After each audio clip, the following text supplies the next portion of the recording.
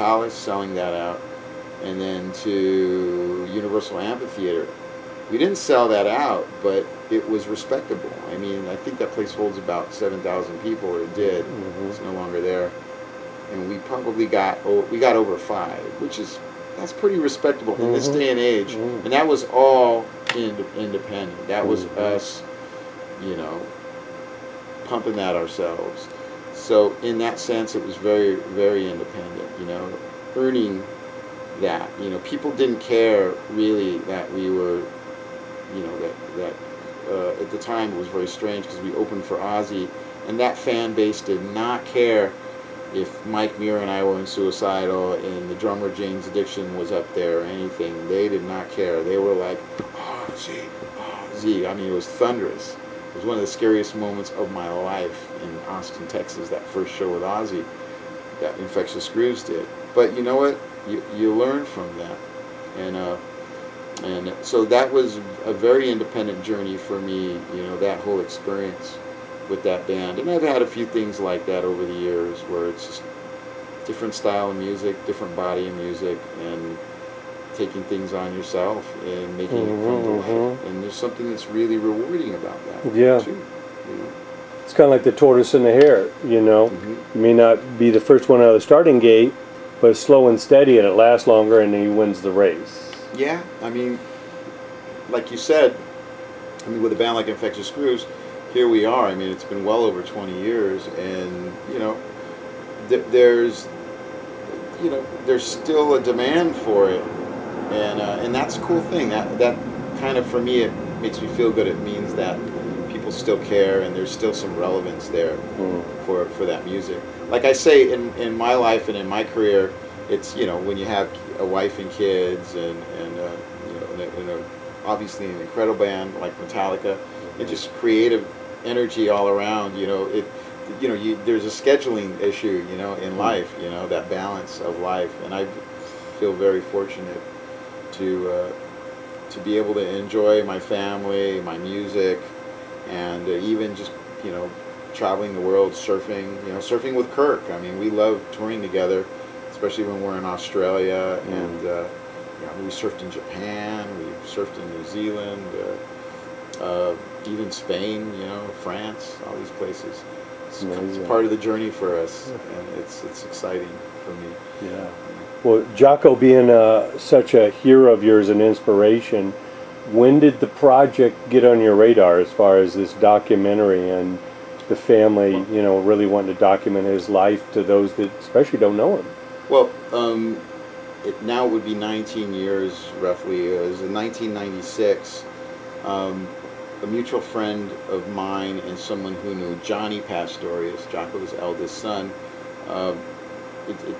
My friend Russell was a bartender in Fort Lauderdale. Johnny Pastorius came in, threw the credit card down, and my friend was like, "Hey, I recognize that name, Pastorius. I got a friend in California. He's a bass player, and he talks about this guy called Pastorius." And he goes, and Johnny was like, "Yeah, it's my dad, JACO." And he was like, "No way, bro. I gotta hook you guys up." And Johnny had known about Suicidal Tendencies and the Infectious Grooves, so we met through this guy Russell, and basically when Ozzy and I came through Fort Lauderdale, Johnny Pastorius came to the show, and we became really great friends after that. But one of the first things I told him was, someday you got to make a film about your dad. You know, he's got such an incredible story, but there's so many different types of musicians that really look up to him, and they're inspired by him. Yeah. You know, it's not really just a jazz thing. It's more than that. It's deeper. You know, you need to document that. Yeah, the influence is wide. The net is, you know, vast. Cast it, and he was like, yeah, you know. And then at a certain point, he was involved in kind of getting the project going and making a film. And at a point in the journey, Johnny and a friend of his, friend of the family, is a guy called Bob Bobbing, who actually knew JACO in a fellow bass player. They sort of came up together, and Bob used to record JACO on some of the early recordings. I think that JACO was a teenager or something. So they had this history together, and Bob produced a really great audio documentary, Portrait of JACO, the early years, and he saw Metallica play, and he was blown away. He was impressed by this, just the energy and the love from the audience, and the impact of that, and he thought it was very interesting that the bass player of Metallica was, you know, so influenced by JACO and the energy of JACO. So we talked about it, and I said, yeah, you know, you gotta, you know, again, you know, you gotta really let the world know about this man. You know, he's, so many of my friends are just, you know, JACO's their hero. I mean, it's insane, you know. It's like all these kind of rock musicians. Again, you know, I mean, I went to jazz school. When I graduated high school, I went to Dick Robe's School of Music here in the Valley and studied jazz, and Max Bennett was my teacher, and Joel DiBartolo and Kevin Brandon. So I had, I'm not saying I was great at it or anything, I was learning to read and theory and the whole thing. Half the time I was playing funk with the other students and stuff, but it was a great time.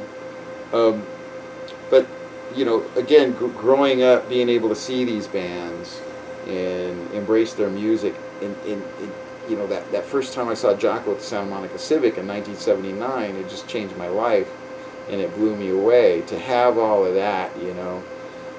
And so they understood and they got it, and at a certain point, you know, asked me to kind of help with the journey and to be a part of it.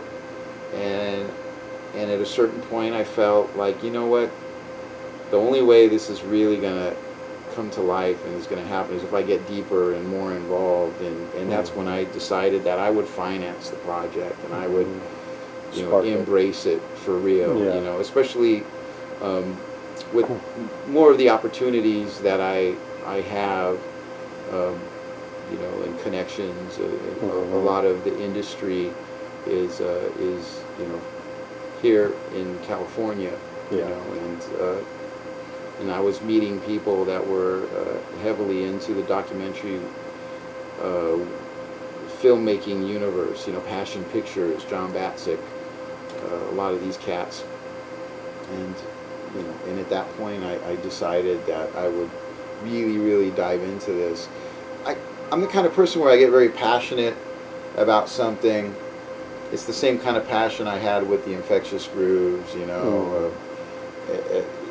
You know, you take it on and you just want to see it through, and take the journey, and you don't think about the walls and the barriers. You just try to just get over them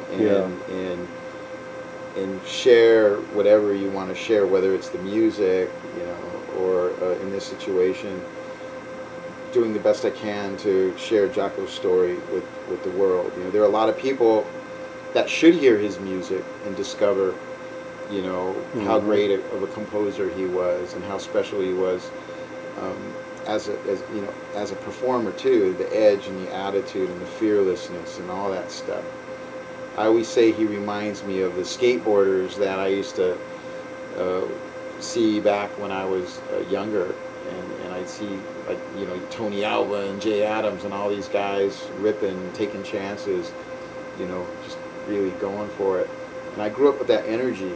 And he reminded me of that energy, but through music, you know, and not really sort of compartmentalizing one style, but fusing different styles. That's why when you hear a Jaco Pastorius album, you're getting Come On, Come Over, you know, you're getting, you know, Kuru, Speak Like a Child, but then you're getting Portrait of Tracy, you know, it's just getting different dimensions of music. It's fascinating, you know, it's inspiring. So that's how my connection to JACO happened, and to the film. And now it's been 5 years, over 5 years, and you know, it's a labor of love. We're looking at the finish line. There's been times where I felt very alone in the project, you know, where I, you know, and there's been times where it felt like really got a great support and a team. It's just, filmmaking is like that. It's a challenge, and all I can do is the best that I can do. And hopefully, as I step forward and move forward, that'll help bring awareness. And if there's other people that will continue the journey, Yeah. you know, and then great. You know, it's cool. Well, it's so important to get it started. And these days you have things like crowdfunding where fans of yours and fans of his and there's people that care about great art and stories being told can step up and help complete the project. How excited are you about a lot of these indie tools out there now that people can get their dreams funded and move forward? Well, that's the thing is as you say, you know, independent crowdfunding and bringing awareness to that to help dreams come true or art become reality, music become reality. You know, times get tough for people, and projects like this or recording projects, they're expensive sometimes. A certain amount of quality that you want. You put your heart and soul into something, but at the same time, there needs to be a quality that is a part of it too. And that, I mean, I put an exuberant amount of money into this, you know, as I've always done in projects that I'm very passionate about. You know, it's like at a certain point you don't, the price tag, it doesn't mean it. It's just like whatever. I just so much I'm passionate about this in this journey, you know. But at a certain point, you know, it's like as we get older, as we have families, you're still passionate about the art and all of that, but then there's also a financial reality that kind of rears its face. And we are so close with this project. So many treasures. It's very special.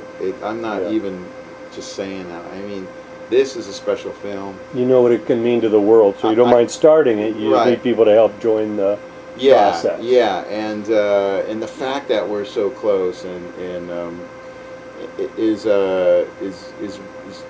very cool.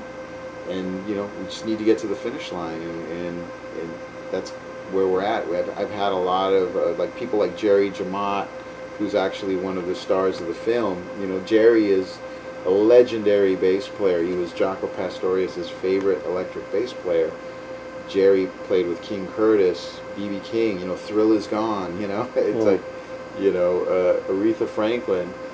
You know, he's been supportive and very helpful, and it's, you know, Flea's been great too. I mean, there's so many people. I mean, my director, Paul Marchand, you know, he's so passion driven. He made that film with Chris Rock called Good Hair, which is one of my favorite films. And then he did Big River Man, and he's I call him a trench guy because he gets in there, he embraces it. It's not about the money, you know. It's about bringing, you know, the treasures to life and in the best way possible. So he's been great.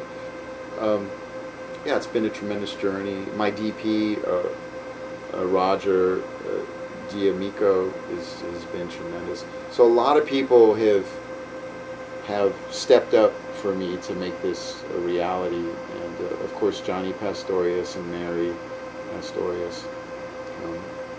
So we're very close. Yeah, I'm excited. Well, that's what life's about, is having those labors of love, that it's something significant that is there beyond your life, and that people get turned on to this artist and maybe inspired the next Jaco or the next Hendrix or the next person to go on their journey. You know, absolutely. What other advice do you give to those young players, young musicians that think it's about the bling or the limos or the groupies or all that, when you're talking about a much bigger purpose here? How do you put them on the right track? Well, I mean, I'm glad you asked that, because I feel that you know, I go back to what we were kind of talking about earlier, is growing up and what we experienced in our journeys to be musicians, and what made us do what we want to do. You know, like my kids, I turn them on to all styles of music. You know, my son loves Come On, Come Over. He's a bass player. He's 10 years old. He plays the bass line. You know what I mean? But at the same time, he's enjoying Public Enemy. He loves James Brown. He loves Black Sabbath. You know, he met Geezer Butler. It was like a big deal for him. You know, his ears are open to all the different styles, and same with my daughter. So I believe that young players should embrace the past and take notice and recognize musicians like Jaco Pastorius, or recognize bands like the Isley Brothers, you know, and you know, and you know, of course, there's so many great metal bands too, like the British new wave of heavy metal, all those bands that Lars Ulrich kind of grew up with. That's great stuff, you know, and a lot of young players today probably don't even know about that, you know, so there's so much to learn from, you know. So grow some roots. Yeah, a lot of roots, just like you said earlier, like Led Zeppelin had their roots, you know, where did that come from, you know, because wherever that came from, we wouldn't have what we have today, you know what I mean? Metallica wouldn't be Metallica, or, you know, any of these bands, so it has to start somewhere. And I think it's important to recognize where it did start, and it all starts in an independent fashion. Everybody has to go out there and earn it, and you know, start here and kind of work their way up to here, and pay their dues, and nurture the process. So it's important too to have that independent spirit, you know. And Jaco had that, you know. I mean, maybe he was signed to the major labels and stuff, but he was independent. He did things his way, just like, you know, a lot of these other bands that we respect and love, you know. So, and also the dedication. It seems like now with computers, people want to click and they think they're already there, when we're talking about musicians that poured decades into mastering their craft and be a student of the game, you know. Talk about the dedication it takes to not only get where you got, but really the people you were inspired by, you know. Yeah, I mean, you know, one of the benefits of technology today is you can kind of discover some of these old bands. I mean, I do that too. Like there's a band called Automatic Man that came out of the Bay Area. Pat Thrall, yeah, and Michael Shreve, you know, Bayete on keyboards and vocals, and I've recently reunited with that music. I have the vinyl, so I had to kind of track down my vinyl, but I recently found out that you can actually find that music now, finally, just now, okay, like now you can find it on the internet, you know, and it's cool because you can learn about these bands, you know, Betty Davis, you know, whose music was a very powerful female artist, really edgy, but super funky. I mean, in fact, a young Neil Sean played on her album. He was the one who was ripping all that guitar. You know, it's like, but then, you know, he's the guitar player for Journey, you know, with Steve Perry. It's like, who would have thought that? There's just all these things that you can learn about and discover about musicians from the time that they're young and what they did in their teens and beyond in their journey. You know, you can actually hear that stuff. You can find it through technology nowadays. You know, you can learn from that, and it helps you become a better musician. So there's ways to use the technology to educate yourself. You know, you don't necessarily need school for that. You know. Music school's cool and everything, but your vinyl records, your record shops, vinyl record shops, all that stuff, I mean, that's very important, you know. Like you said, you can get on a computer. I mean, people can write songs on their computers now and not even know how to play an instrument, you know. It's like, that's different, you know. Yeah. There's saying, no shortcuts. I'm just saying it's different, right? You know, it's like, they didn't build the Great Wall of China overnight. No, it didn't. It takes time, you know. It takes time and effort. That's what I tell my son all the time.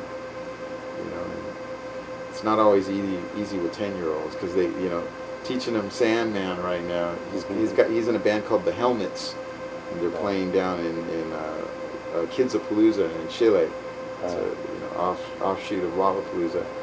And they get to the bridge of Sandman, and it's like, can we take a break? You know, because all of a sudden it changes, and it's like, you know, can we go skateboard? It's like, you guys, man, you gotta power through this. Right. At least a couple of times. Then you can take a break. Yeah. Okay. You can't win the game if you don't play 4 quarters. That's it. You know? That's it. You know. So, you know, I try to instill that in my kids. You know, work hard. Yeah. Challenge yourselves. Experiment. You know, it's a beautiful thing. It's very rewarding, and you know, I'm still passionate about being creative. You know, just I think now I'm embracing learning JACO compositions more than I was back in the old days when I was trying to write music that was influenced by him. Now I've actually learned Portrait of Tracy. It's like, oh, I learned Portrait of Tracy. You know what I mean? Or Teen Town or something. You know. Anyway, you know, you can always keep striving to bring more into your abilities, or draw from more, discover other styles of music through different cultures. I got a really great friend who I work with in a project called Mass Mental, and his name is Armand Sabaleko. And this guy, for me, is like the best bass player in the universe right now. He's a very great friend of mine. But he's from Cameroon, and the melodies and the stuff he's doing as a player is foreign to me, like just coming from a different universe. It's beautiful. It's like, I want to learn that, you know. How do I, you know? Always something to learn. Where's that come from? You know what I mean? It's like there's always something to learn. You know, you can pull from so many different places. You know, I've been to Morocco a few times, and you know, and I just in the streets of Morocco, you're hearing, you know, different types of percussion and vocal melodies, just all this energy, riffs come from that. You know, that's why Jimi Hendrix was inspired by that. You know, Led Zeppelin, you know, there's something there. Learn about it, you know, embrace it. It's great.